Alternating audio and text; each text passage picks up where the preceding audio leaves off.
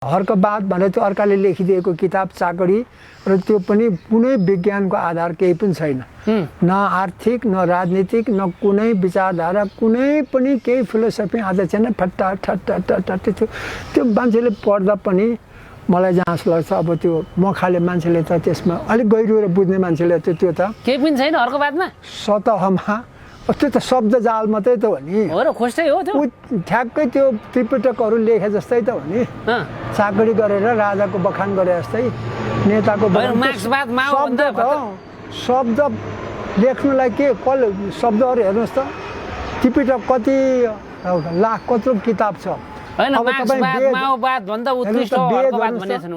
वेद बाफ रे ऋग वेद अथर्ववेद सामवेद हजुरवेद यजुर्वेद कति ठुलो महाभारत रामायणको हेरौँ त त्यो सबै बात त उनी तिनीहरू त्यो कसले त्यो गरेको हो र त्यो रामले गरे हो र त्यो त एउटाले चाकडी एउटा चाहिँ अलिकति के भन्छ के अरे कुतर्क गर्नु लेख्न सक्ने मान्छेलाई मूर्ख बनाउन सक्नेले चाहिँ ओहो ओहो भन्ने गरी लेखेको मात्रै हो। शब्द जाल भन्छ नि। त्यहाँ केही छैन त्यसो भने होइन कर्मले देख्नु पर्यो नि। कर्मले देख्नु पर्यो नि। शब्द जालले देखाएर हुँदैन के। त्यो त काङ्ग्रेस र कम्युनिस्टलाई केपी ओलीलाई शब्दजालमा कसले भ्याउँछ।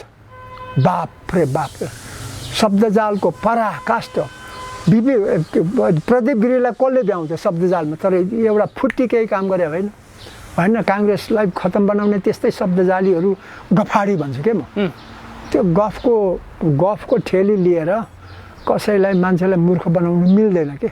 बालेन चाहिँ काम गरेर ट्याक्क एक सक्दिनँ म एक पटकमै एउटा काम गर्छु हजुर भनेको छ। 100 दिनमा 100 पटक 100वटा काम गर्ने कोसिस गर्छु। कति हुन्छ दुईटै काम गरे पनि म त खुसी के। गर्ने चाहिँ त्यो स्टाइल।